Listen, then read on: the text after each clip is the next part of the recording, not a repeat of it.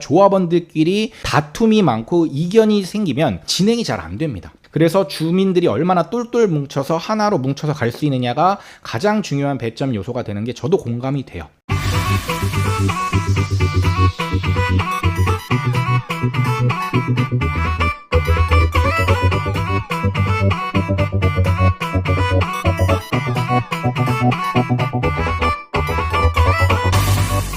선도지구의 선정 기준에 대해서 이제 여기 최병길 단장이 있습니다. 도시정비기획준비 여기서 이제 하는 건데 이 단장이 이렇게 말을 했죠. 배점이 높은 건 동의율로 생각하고 있다. 대놓고 주민 동의율이 제일 중요하다라고 얘기를 했습니다. 그 다음에 노후도나 편의시설을 봐야 되는데 이런 정량적으로 평가할 수 있는 가구당 주차 대수라든지 소방활동 편의성 이런 것들을 보는데 사실 이거는 섬세하게 들어가면 안전진단처럼 돼버릴 우려가 있다고 해서 최대한 이제 점수를 낮게 하겠다라는 뉘앙스를 풍기는 거죠. 도시기능 향상을 위해선 통합정비가 필요한가에 대한 규모 등도 확인을 하려고 한다. 즉 규모가 크면 클수록 좋다라는 거죠. 그리고 여기 다시 한번 동의율이 높을수록 점수가 많이 나오게 설계할 계획이다. 아마 이번 22일 날 이 기준이 발표가 될 것 같습니다. 동의율이 배점이 몇 점, 그 다음에 노후도가 몇 점, 그 다음에 파급력이 몇 점, 이런 식으로 이제 될 것 같은데 일단 그 전에 미리 기준은 나왔습니다. 이미 나왔어요. 지정 기준은 주민 참여도, 실현 가능성이 높은 지역이죠. 주민 참여도가 왜 중요하냐면 아무리 사업성이 좋은 지역이라고 하더라도 주민들끼리, 그러니까 조합원들끼리 다툼이 많고 이견이 생기면 진행이 잘 안 됩니다. 서로 의견이 안 맞기 때문에. 그래서 주민들이 얼마나 똘똘 뭉쳐서 하나로 뭉쳐서 갈 수 있느냐가 가장 중요한 배점 요소가 되는 게 저도 공감이 돼요. 이게 제일 중요할 것 같습니다. 그리고 주민들의 의지가 있어야 돼요. 그러니까 사업성이 좋다고 하더라도 누구는 재건축 부담금 3억 내는데 엄청 부담스러워서 안 하려고 그래. 그런데 이 3억 내는 거를 한 8, 90%가 다 동의했어. 그러면 갈 수 있는 거죠. 그래서 참여도가 중요한 겁니다. 그 다음이 노후도와 주민 불편. 그 다음에 도시기능 향상이고 그 다음에 확산 가능성인데 전 이렇게 해석했습니다. 주민 참여도는 그냥 동의율을 보시면 됩니다. 동의율이 높을수록 유리합니다. 특히 통합단지의 동의율이 높을수록 유리합니다. 그리고 노후도나 주민 불편은 주차 대수가 지금 적고 소방활동 등인 편의성 이런 것들이 불편한가 여부를 보는데 사실은 거의 비슷비슷하게 불편합니다. 조금 더 낮고 안 낮고 요 차이로 이걸 배점을 크게 할 수는 없을 것 같고 도시기능이 향상된다는 건 뭐예요?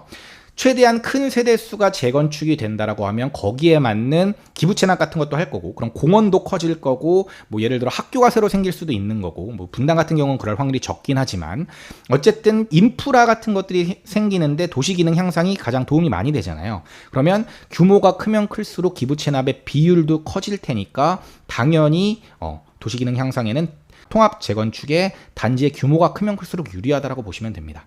그 다음에 확산 가능성도 거의 비슷한 건데 이건 파급력을 보겠다라는 겁니다. 그런데 저는 이게 되게 주관적이고 정치적일 것이라고 예상을 합니다. 이게 뭐냐면 아까 정치공학적으로 발생을 한다 그랬는데 분당은 분당갑과 분당을로 나눠져 있습니다. 국회의원이 2명이에요. 지자체장은 물론 1명이겠지만 그러면 국회의원이 2명인데 어디다가 몰빵해가지고 여기다가 이렇게 3개를 줄 수 있을까요? 3개 하나를 이렇게 줄 수 있을까요? 저는 2개가 가거나 거의 비슷하게 가거나 혹은 이 지구 단위가 아니라 4,500세대 여기 4,500세대 이런 식으로 비율을 맞춰가지고 줄 확률이 굉장히 높다라고 생각합니다. 그래서 확산 가능성, 이 파급력 이거는 물론 아까 규모가 클수록 유리한 것도 여기에 당연히 포함되지만 저는 여기서 정치공학적인 이슈가 발생을 할 거라고 생각합니다. 자, 그래서 얼마 전에 나온 기사죠. 엊그제 나온 기사예요. 1기 신도시 선도지구 선적계획 및 이주단지 공급 방향을 오는 22일, 5월 22일입니다. 4일 뒤죠. 경기도와 1기 신도시 단체장 간담회를 통해서 공개한다. 그래서 선도지구의 물량이 얼마 정도 될지 5에서 10%라고 나오긴 했는데 더 구체적으로 나올지는 잘 모르겠지만 그 다음에 선정 계획 등의 윤곽이 나올 전망이다. 2030년을 첫 입주 목표로 선도지구를 지정할 계획이어서 우리한테는 이 선도지구가 어디가 되는지가 굉장히 중요하다라는 겁니다. 자, 그리고 이거는 노후계획도시 특별법이랑은 크게 관련은 없지만 분당의 이슈 중에 하나이기 때문에 제가 체크 포인트로 갖고 왔습니다.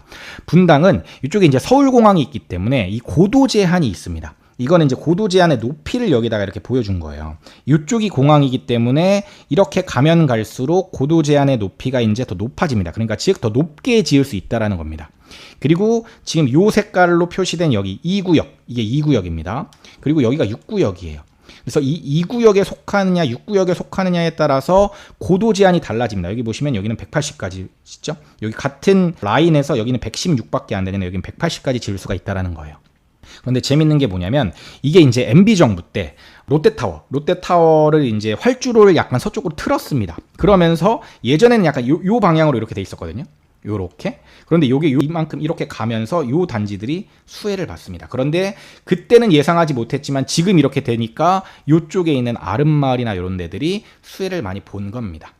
그래서 다시 설명을 드리면 2구역에 들어가느냐 6구역에 들어가느냐에 따라 고도 제한에 꽤 많은 차이가 있고, 삼평동의 보뜰마을과 판교 테크노밸리가 최고층이 15층인 이유가 이제 완전히 2구역 내에 속하면서 요쪽이거든요. 그러니까 여기는 낮죠. 그러니까 자체 해발 고도도 높은데 활주로에 가깝다 보니까 15층까지밖에 못 짓는 겁니다. 그리고 서판교 원마을 6단지가 이쪽에 있는데 여기 이제 가서야 이제 비행 안전구역으로 고도 제한이 없는 거고, 우리가 보는 서현 순회 일대가 이쪽이거든요. 이쪽인데 이쪽도 이제 이미 활주로 쪽에서는 충분히 멀어졌기 때문에 35층 이상이 넘는 고도까지 제한선이 올라간 거고, 아까 제가 말씀드렸던 것처럼 이쪽에 이제 틀면서 6구역이 됐다라는 거. 시크릿 브라더 채널을 구독, 좋아요, 알림 설정 부탁드려요.